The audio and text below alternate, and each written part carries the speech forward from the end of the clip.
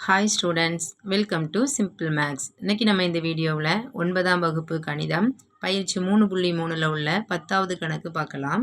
9வது கணக்கோட லிங்க் கீழே டிஸ்கிரிப்ஷன் பாக்ஸில் இருக்குது. உங்களுக்கு வேணும்னா நீங்கள் அதை எடுத்து பார்த்துக்கலாம். கணக்கில் என்ன கொடுத்துருக்காங்க பாருங்கள்.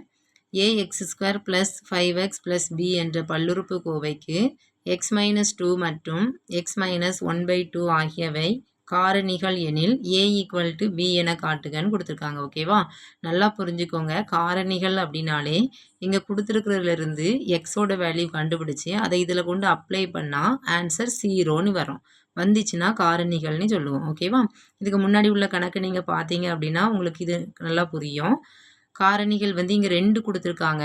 2 காரணிகளையும் நம்ம கண்டுபிடிக்க போகிறோம். இந்த 2 காரணிகளையும் வச்சு இதனுடைய மீதியை நம்ம கண்டுபிடிச்சிட்டோம்னா அதை தீர்க்கிறது மூலமாக a = bன்னு நம்ம என்ன செஞ்சிடலாம், ஆன்சர் கொண்டு வந்துடலாம். ஓகேவா, தீர்வு ஃபஸ்ட்டு இங்கே கொடுத்துருக்குற இந்த ஒரு பல்லுறுப்பு கோவையை நான் p(x)ன்னு எடுத்துக்கிறேன். ஓகேவா, p(x) = ax² + 5x + b என்க நம்ம எடுத்துக்கிறோம். இப்போ முதல்ல என்ன கொடுத்துருக்காங்க, ஃபஸ்ட்டு கொடுத்துருக்கிற காரணியை எடுத்துக்கிடுவோம். x-2 என்பது p(x)ன் காரணின்னு கொடுத்துருக்காங்க. அப்படி கொடுத்தாங்க அப்படின்னா நம்ம இது =0ன்னு எடுத்துக்குவோம்.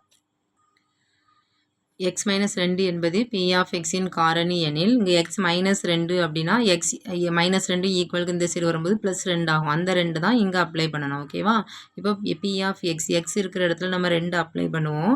காரணின்னு கொடுத்ததுனால =0ன்னு நம்ம எடுத்துக்கலாம். இப்போ இதில் a இன்று x இருக்கிற இடத்துல 2 ஸ்கொயர் + 5 இன்று x இருக்கிற இடத்துல 2 + b = 0. இப்போ பாருங்க, 2 ஸ்கொயர் பண்ணால் என்ன வரும், 4. 4 ஏயும் பெருக்குனா 4a + i2 10 + b = 0. இந்த +10 நம்ம ஈக்குவலுக்கு அந்த சைடு கொண்டு போயிடலாம். அப்போ 4a + b = ப்ளஸ் இங்கே வரும்போது -10. இப்போ இதை நான் முதல் சமன்பாடுன்னு வச்சுக்கிறேன். ஓகேவா, இப்போ ஃபஸ்ட்டு x-2 அதை எடுத்தோம். அந்த x-2 வச்சு நம்ம ஒரு சமன்பாடு கண்டுபிடிச்சிருக்கோம். இப்போ இதே இதுக்கு இன்னொரு காரணி கொடுத்துருக்காங்க, x-1/2. அப்போ x-1/2னா அது =0ன்னு எடுத்தோம்னா, அதாவது எப்படி இந்த 2ங்கிறத எடுக்கணும்னு பார்த்துக்கோங்க. இங்கே x-2ன்னு இருக்குது. ஓகேவா, ஸோ அந்த x-2 =0ன்னு எடுத்து பாருங்க.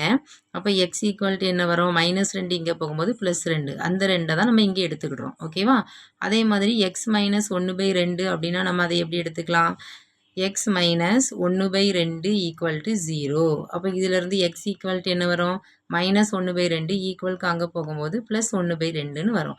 அப்போ இந்த 1/2 தான் நம்ம என்ன செய்யணும், அடுத்தால எடுக்கணும். ஓகேவா, therefore x-1/2 இதே மாதிரி நம்ம எழுதிக்கிட வேண்டியதான் என்பது அதே p(x)ன் காரணி. ஓகேவா, 2 காரணிகள் கொடுத்துருக்காங்க. ஸோ 2 காரணிகளையும் வச்சு நம்ம ஒரு சமன்பாடு கண்டுபிடிக்கிறோம். காரணி எனில் அப்போ என்ன வந்துடும், p(1/2) இங்கே எக்ஸுக்கு என்ன கிடைச்சிருக்குதோ அதை தான் நம்ம இதில் அப்ளை பண்ணுவோம், =0. ஓகேவா, இப்போ p(x) இந்த சமன்பாட்டில் கொண்டு எக்ஸுக்கு பதிலாக நம்ம என்ன அப்ளை பண்ண போகிறோம், 1/2 அப்ளை பண்ண போகிறோம். அப்போ என்ன வரும் பாருங்கள், a இன்று 1/2 த ஹோல் ஸ்கொயர் + 5 இன்று 1/2 + b = 0. ஓகேவா, இப்போ பாருங்கள், இதை ஸ்கொயர் பண்ணால் என்ன வரும், 1 ஸ்கொயர் பண்ணால் 1, 2 ஸ்கொயர் பண்ணால் 2 4. அப்போ 1/4 ஏன்னு கிடைக்கும். ப்ளஸ் 5 1 5 5. அப்போ 5/2 + b = 0. ஓகேவா, இப்போ இந்த 2க்கும் மீச்சம் எடுத்து கண்டுபிடிக்கலாம். அல்லது கீழே இருக்கிறதுலையே பெரிய நம்பர் 4. ஸோ 4ஆல் இது ஃபுல்லாத்தையும் நம்ம பெருக்கலாம். ஓகேவா, அப்போ பெருக்குனா நமக்கு என்ன வரும் பாருங்கள், இது ஃபுல்லாத்தையும் நான் 4ஆல் பெருக்க போகிறேன். பெருக்குனா என்ன கிடைக்கும், 4 என்று இந்த 2ஐயும் பெருக்குனா a/4. அடுத்தால ப்ளஸ் 5/2 × 4. அடுத்தால ப்ளஸ் 4b = 0. ஓகேவா, 0வே 4ஆல் பெருக்கலாம். அதுவும் நமக்கு 0 வர்றதுனால நம்ம எழுதணும்னு அவசியம் இல்லை, எழுதினாலும் தப்பு இல்லை. இப்போ பாருங்கள், இந்த டேமை 4ஆல் பெருக்கியிருக்கோம், இந்த டேமை 4ஆல் பெருக்கியிருக்கோம், இந்த டேம் 4, இந்த டேம் 4, எல்லாத்தையும் நம்ம 4ஆல் என்ன செஞ்சாச்சு, பெருக்கியாச்சு. இப்போ இந்த டேம் இது கேன்சல் ஆயிரும். அப்போ நமக்கு என்ன கிடைக்கும், a மட்டும் கிடைக்கும். இங்கே 1 2 2 2 4. அப்போ இந்த டேம் என்ன வரும், i2 10 + 4b ஈக்குவல் டு 0 கொண்டு எந்த நம்பர் பெருக்கினாலும் 0. இப்போ இங்கே அந்த 10 நம்ம இந்த ஈக்குவலுக்கு இந்த சைடு கொண்டு போயிடலாம். அப்போ என்ன வரும் பாருங்க, a plus 4b equal to plus 10 இங்கே வரும்போது -10. ஓகேவா?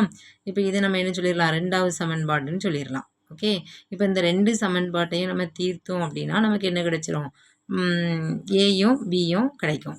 நமக்கு கொஸ்டினில் என்ன கேட்டிருக்காங்க அப்படின்னா ஏ ஈக்குவல் டு பி என காட்டுகன்னு கேட்டிருக்காங்க. ஓகேவா? ஏ ஈக்குவல் டு பி, ஏயோட வேல்யூ பியோட வேல்யூன்னு கேட்கல, ஏ ஈக்குவல் டு பி. இப்போ நம்ம முதல் சமன்பாடு நம்ம என்ன கண்டுபிடிச்சிருக்கோம் பாருங்க, 4a plus B equal to -10. ரெண்டாவது சமன்பாடு என்ன கண்டுபிடிச்சிருக்கோம், a plus 4b equal to -10. இந்த ரெண்டுலேயுமே நமக்கு ஈக்குவலுக்கு இந்த சைடு -10 தான் இருக்குது. ஓகேவா? அப்போ ஒரு பக்கம் ரெண்டும் சமமாக இருந்தால் இன்னொரு பக்கம் ரெண்டும் சமம்னு என்ன செஞ்சுக்கலாம், எடுத்துக்கலாம்.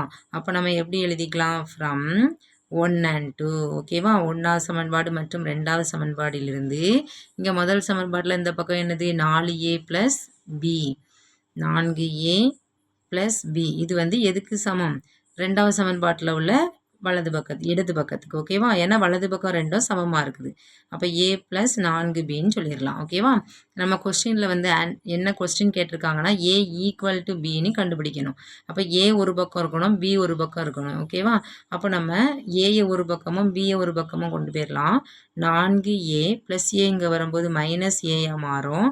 இங்கே ஏற்கனவே 4b இருக்குது, இங்கே இருக்கிற ப்ளஸ் b இங்கே வரும்போது -bயாக மாறும். 4aலேருந்து ஒரு a போனால் 3a, அதே மாதிரி 4bலேருந்து ஒரு b போனால் 3b. இந்த 3 கேன்சல் பண்ணிடலாம். a equal to b. நமக்கு கொஸ்டினில் என்ன கேட்டிருக்காங்களோ அது நமக்கு கிடைச்சிருச்சு. ஓகேவா? இவ்வளவு தான் கணக்கு. மறுபடியும் ஒருக்கா சொல்கிறேன், கவனிச்சிக்கோங்க. கொஸ்டினில் என்ன கொடுத்துருக்காங்க அப்படின்னா, ஒரு பல்லுறுப்புக்கோவை கொடுத்து 2 காரணிகள் கொடுத்துருக்காங்க. கொடுத்துட்டு a ஈக்குவல் டு b என காட்டுக. அப்போ நம்ம என்ன பண்ணணும், இங்கே கொடுத்துருக்கிற பல்லுறுப்புக்கோவையை முதல்ல p ஆஃப் எக்ஸ்ன்னு எடுத்துக்கிறோம். எடுத்துட்டு ஒவ்வொரு காரணியாக அதில் அப்ளை பண்ணுறோம். இப்போ x - 2ங்கிறது ஒரு காரணினா x ஈக்குவல் டு 2. அப்போ p ஆஃப் 2 ஈக்குவல் டு 0ன்னு போட்டு நமக்கு ஒரு சமன்பாடு கிடைக்குது. அடுத்த காரணி x - 1/2. அப்போ இது ஒரு காரணினா -1/2னா ஈக்குவலுக்கு இந்த சைடு போகும்போது +1/2 மாறுது. அது ஈக்குவல் டு 0ன்னு போட்டு அதிலிருந்து ஒரு சமன்பாடு கிடைக்குது. இப்போ முதல்ல கண்டுபிடிச்ச சமன்பாடும் வலது பக்கம் -10 தான் இருக்குது.